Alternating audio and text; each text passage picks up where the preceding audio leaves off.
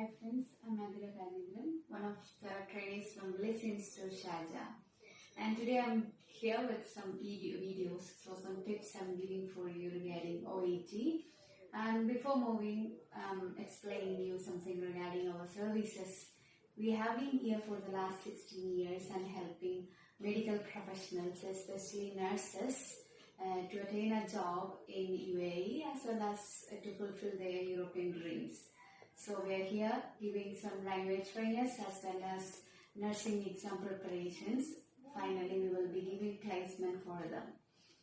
And I'm discussing something regarding OET writing, and with this dealing here something with organization. So organization of writing tasks.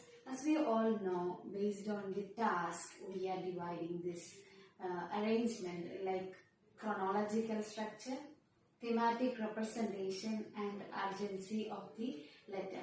Whenever we are reading a letter, we will be coming to know that the purpose of the letter, how it will be and how it can be represented. And the first one, it is chronological structure. Chronological structure means we are describing the patient details past to present.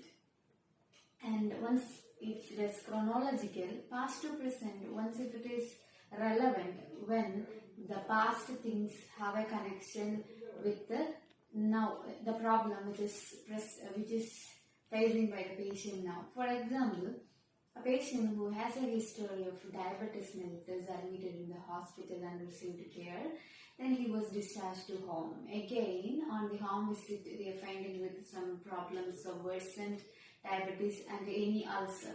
So we have to mention the past histories first, why it is there. Then we have to connect it with the home visit nowadays. So this is a structure. We have to write a chronological order. So past things has a connection with this present thing. So we can arrange likewise chronological. So the base history is very important. When coming to a thematic structure, most of the letters are like thematic and it will be like a story. Story means we are describing the things. That means presently what is happened.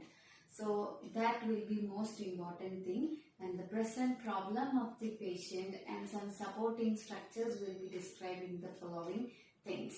And whenever we are going through this type of letter, we may feel that it's like a story. So present things will come under in thematic structure, and there will have always a connection with the introduction as well as the other paragraphs too. And finally, one more it is there, the word itself is very urgent. Urgent case structure. That means the presently patient is in some serious situation or they need immediate or urgent care or assessment. So in such situations, why the relevancy? So that we have to mention first, and the introduction as well as the body paragraph, the urgent situation has to be described more. So these all are the three structures usually we are expecting: chronological structure, thematic structure, and urgent structure. And once we have a question from our students regarding the use of templates. So one more topic I can discuss for you.